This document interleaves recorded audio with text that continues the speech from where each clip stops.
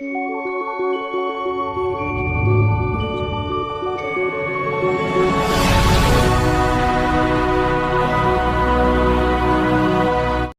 बोलकर उसने call cut कर दी। फिर वो डेविल स्माइल करते हुए बोला, बेबी मेरे अलावा तुम्हें कोई थोड़ी सी भी तकलीफ दे ये मुझे बिल्कुल पसंद नहीं।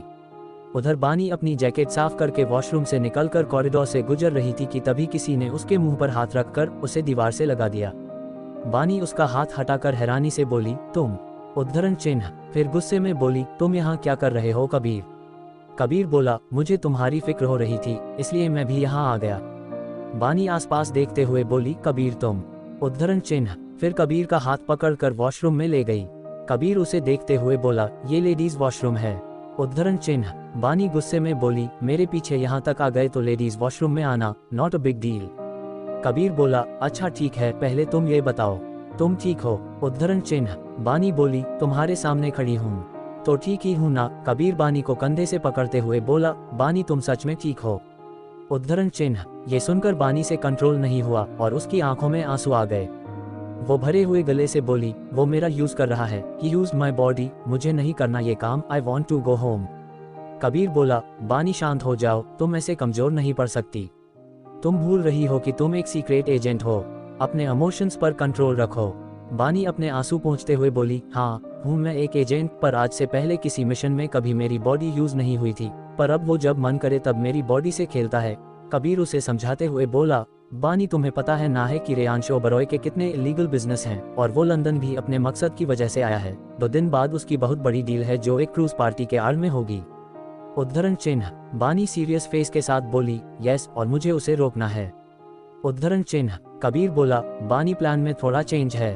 उद्धरण चिन्ह। फिर वो बानी को कुछ बोला जिसे सुनकर बानी हैरानी से कबीर को देखने लगी। बानी हकलाते हुए बोली, मैं कैसे? उद्धरण चिन्ह। कबीर स्ट्रिक्ट आवाज में बोला, इट्स माय ऑर्डर एजेंट बानी। उद्धरण चिन्ह। बानी बोली, यस चीफ। उद्धरण चिन्ह। कबीर उसको समझाते हुए आगे बोला, बानी यहाँ तक पहुँचने के लिए तुमने बहुत कुछ किया है, तुम्हें पता है ना? तभी वॉशरूम का गेट नॉक हुआ और बाहर से रेयांश बोला, बानी तुम अंदर हो? उद्धरण चिन्ह। रेयांश की आवाज सुनकर बानी और कबीर ने एक दूसरे को देखा। फिर बानी घबराते हुए बोली, अब क्या करें? उद्धरण चिन्ह। कबीर बोला, बानी रिलैक्स, तुम बाहर जाओ। उद्धरण चिन्ह। कबीर की बात पर बानी ने हाँ में सर हिलाया और गहरी सांस लेकर गेट खोलकर बाहर आ गई। रेयांश बानी को ऊपर से नीचे तक देखते हुए कोल्ड वॉइस में बोला, क्या कर रही थी इतनी देर से अंदर? उद्धरण चिन्ह। बानी उसकी ऐसी आवाज सुनकर घबरा गई, फिर खुद को कंट्रोल करके रेयांश को देखने लगी जो उसे ही गुस्से से घूर रहा था जैसे उसे उसके बारे में सब पता हो। बानी रेयांश को अचानक वहां देखकर घबरा गई, उससे कुछ बोला ही नहीं जा रहा था। तभी रेयांश उसका चेहरा अपने हाथों में लेकर बोला, तुम्हारी आंखें क्यों लाल हैं? उद्धरण चिन्ह। फिर वो कुछ सोचने के बाद बोला, तुम रो रही थी। बानी रेयांश का हाथ हटाते हुए बोली, रोने का रीजन तुमने ही दिया है। उद्धरण चिन्ह। उसको बानी का हाथ हटाना बिल्कुल पसंद नहीं आया। वो बानी के चेहरे को कसकर दोनों हाथों से पकड़कर खतरनाक लहजे में बोला, आज मेरा हाथ हटाने की गलती की है, अगली बार सोचना भी मत। मैं जब चाहूँ जहाँ चाहूँ तुम्हें टच कर सकता हूँ। एंड वन मोर थिंग, तुम खुद के ऊपर से मेरी कोई निशानी नहीं हटा सकती, गॉट इट? उद्धरण चिन्ह। बानी ने जल्दी से हाँ में सर हिला दिया। उसे सच में रेयांश की ऐसी साइको वाली बातों से डर लगता था। वो धीरे से बोली, मैं फेस वॉश करके आती हूँ। उसकी बात सुनकर रेयांश ने उसको छोड़ दिया। बानी जल्दी से अंदर गई, फिर धीरे से बोली, मेरी मम्मा और सोमांश। उद्धरण चिन्ह। कबीर बोला, डोंट वरी, वो दोनों रेयांश के गार्ड से दूर हैं। उद्धरण चिन्ह। कबीर की बात सुनकर बानी ने राहत की सांस ली और जल्दी से फेस वॉश करके बाहर आ गई। रेयांश अपनी पॉकेट से रुमाल निकालकर उसका चेहरा साफ करते हुए बोला, चले? उद्धरण चिन्ह। बानी ने भी हाँ में सर हिला दिया। फिर दोनों वापस आकर अपनी चेयर्स पर बैठ गए। दोनों ने खाना खाया, फिर बाहर निकल गए। कार के पास पहुंचकर बानी थकी हुई आवाज में बोली, मुझे घर जाना है, मैं थक गई हूँ। उसकी बात सुनकर रेयांश ने उसके चेहरे को देखा, फिर उसके पास आकर उसकी जैकेट निकाली। बानी हैरानी से उसी को देख रही थी।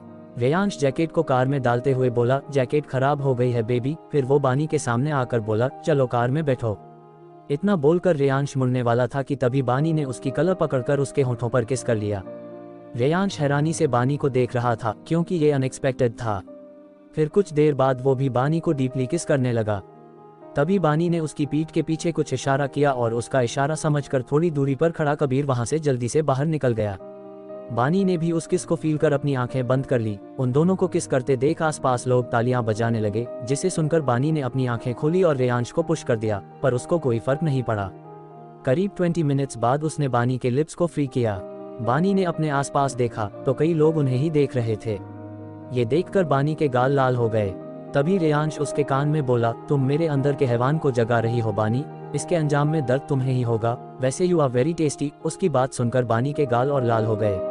वो जल्दी से रेयांश को पुश करके कार में बैठ गई। रेयांश भी अपने लिप्स को लिक करते हुए कार में बैठ गया। कार में दोनों के बीच कोई बात नहीं हुई और विला पहुंचने तक बानी रेयांश के कंधे पर सर रखकर सो चुकी थी। रेयांश ने उसको गोद में उठाकर रूम में ले जाकर सुला दिया और उसके फोरहेड पर किस करके बाहर चला गया। शाम के वक्त बानी की आंख खुली, तब वो रूम में अकेली थी। बानी बेड से उठकर रूम से बाहर आई, फिर सीढ़ियों पर पहुंचकर उसने सामने का नजारा देखा तो उसकी हालत खराब हो गई थी। हॉल के बीच में एक आदमी बहुत बुरी हालत में जमीन पर पड़ा था और उसके आसपास बॉडीगार्ड खड़े थे। सारे सर्वेंट्स एक तरफ सर झुकाकर खड़े थे। वहीं रेयांश अपने हाथ में हंटर लिए उस आदमी के पास जा रहा था। फिर रेयांश ने हंटर से उस आदमी पर वार किया, जिससे उसकी चीख निकल गई और उसके साथ ही बानी की भी चीख निकल गई। उसकी चीख सुनकर सब उसकी तरफ देखने लगे। सबकी हालत खराब हो गई थी, क्योंकि आज तक अगर रेयांश के टॉर्चर के बीच में किसी की थोड़ी सी भी आवाज निकलती थी तो वो शख्स वहीं मर जाता था। रेयांश बानी को सीढ़ियों पर देखकर भारी आवाज में बोला, मेरे पास आओ बानी। उद्धरण चिन्ह, पर बानी ने ना में सर हिला दिया। रेयांश चिल्लाते हुए बोला, मैंने कहा मेरे पास आओ। उद्धरण चिन्ह। उसकी आवाज वो सुनकर डर गई और धीरे धीरे उसके पास आई।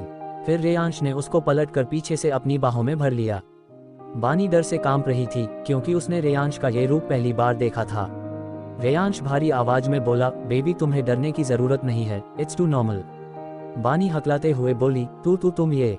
उद्धरण चिन्ह। रेयांश बीच में ही टोकते हुए बोला, शुश बेबी, तुम डर रही हो तो मैं इसे टॉर्चर नहीं करूंगा, डायरेक्ट मार दूंगा। बानी की आंखें उसकी बात सुनकर बड़ी हो गई। फिर रेयांश ने गन हाथ में ली और बानी को बाहों में भरे हुए ही उस आदमी के प्राइवेट पार्ट पर शूट कर दी। वो आदमी बुरी तरह चीख रहा था। बानी से ये सब देखा नहीं जा रहा था। उसने अपनी आंखें कसकर बंद कर ली। फिर रेयांश ने उसके कान पर किस किया। बानी कुछ बोलने वाली थी कि तभी रेयांश ने उस आदमी को हेड पर गोली चला दी, जिसके बाद पूरे हॉल में शांति छा गई।